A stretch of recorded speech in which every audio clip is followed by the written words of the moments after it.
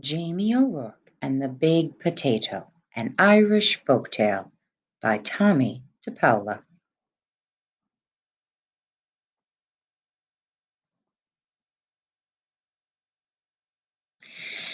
Jamie O'Rourke was the laziest man in all of Ireland. He would do anything to avoid working, especially if it had to do with growing potatoes. Jamie O'Rourke, his wife Eileen would say, we'll have nothing to eat this winter if you don't go out and dig up the praties. That's what they call. Oh, saints preserve us, Jamie would whine. Me back's as sore as can be. Sure as I'm telling you, wife, you'll have to dig them up yourself. I'll break in two if I so much as get up out of this bed. So Eileen, who had done all the planting and watering and weeding anyhow, would go out to the tiny garden and dig up the smallest potatoes in Ireland, all because Jamie was too lazy to dig a larger garden and had no money to buy good potato seed. Then poor Eileen wrenched her back and was laid up in bed. Saint Bridget and the Virgin Mary herself must have smiled on Eileen O'Rourke, the village women said. Why, it's the first rest she's had since she married Jamie O'Rourke. With Eileen in bed, Jamie began to worry. No Eileen to dig meant no praties all winter, and no praties meant no food. Oh, poor me, wailed Jamie. I'll starve to death. I'd best go to church and confess to Father O'Malley. There's no telling how soon old death will be knocking on me door. So, even though it was midnight, Jamie set out for the church. He was about halfway down the hill when he heard singing and a tapping sound. Sure, and I wouldn't be knowing, Jamie whispered, but I swear it's a leprechaun. And sure enough, sitting in a circle of ferns in the moonlight was a leprechaun, singing and hammering tiny nails into the heels of the fairy boots he was making. Jamie knew just what to do. He crept up and grabbed the little man by his coat-tails and held him firm. Let me go, let me go, the leprechaun shouted. Not on your life, Jamie said. Not until you show me where you keep your pot of gold. Now, everyone in Ireland knows that leprechauns make boots and dancing shoes for the fairies, who pay them with gold. And everyone knows that if you catch a leprechaun, he'll pay for his freedom with his pot of gold. But this leprechaun was cleverer than most. Oh, please, Mr. Mortal Man, he pleaded. I'm just starting out making fairy shoes, and I only have one or two pieces of gold in my pot. Won't you take a wish instead? Why, what would I wish for? Jamie asked. Me, who's about to die of starvation because my wife is sick in bed and I can't dig the praties for the winter. And they're such puny praties, anyhow. Well, said the leprechaun, reaching into his pocket, you could wish for the biggest pratie in the world. It would last all winter, and you wouldn't have to do anything more than plant this seed, water it, and wait. That sounded wonderful to Jamie.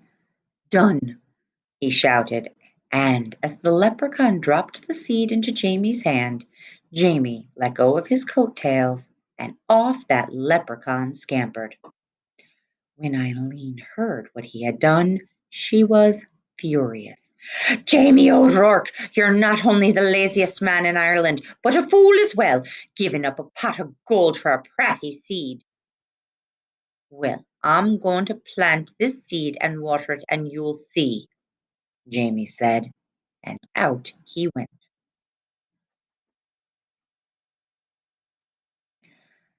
And Faith Ellen did see.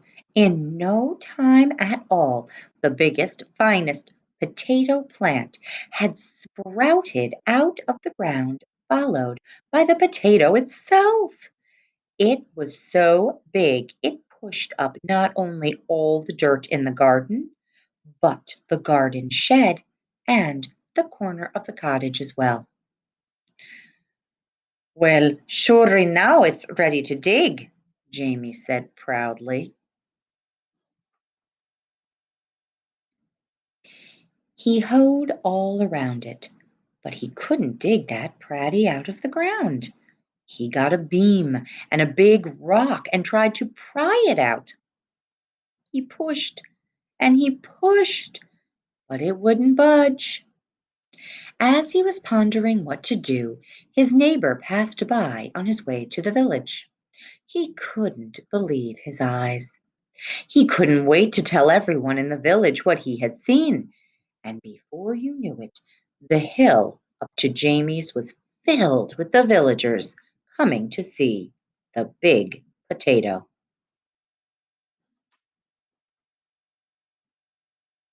Where did it come from? They asked.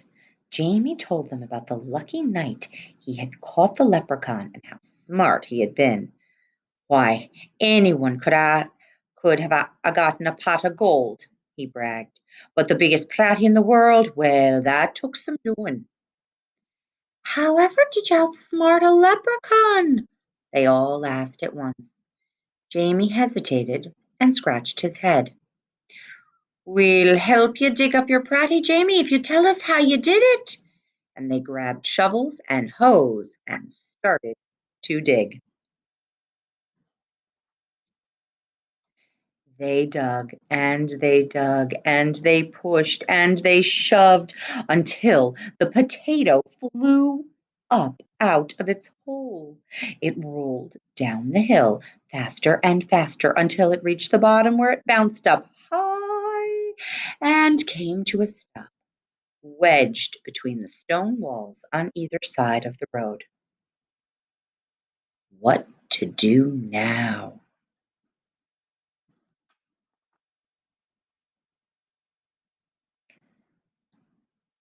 That party is so big that no one, no cart, nothing, can get by it, the constable complained to Father O'Malley. How's a body to get in or out of the village?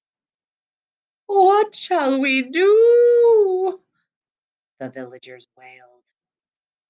Then they all looked at Jamie and said, It's your pratie. You'll have to move it out of our way.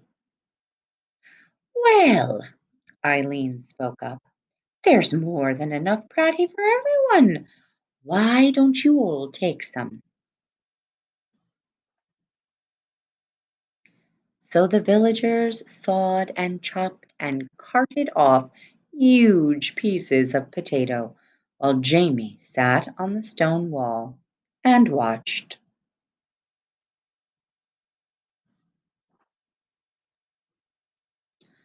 All winter long, everyone had potato to eat and eat and eat, until no one wanted to see or hear of a potato again.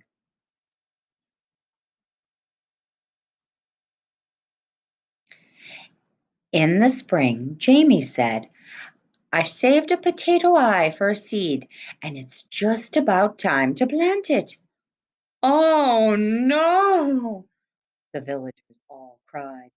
If you promise not to plant it, Jamie, we'll promise before St. Patrick and all the saints to see that you and Eileen always have plenty to cook and eat. We don't want another giant pratie around here.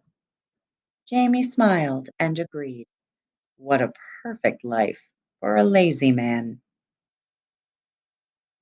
And so you see, darling Eileen, Jamie told her, I wasn't such a fool with that leprechaun after all. and Eileen had to admit that Jamie O'Rourke was right.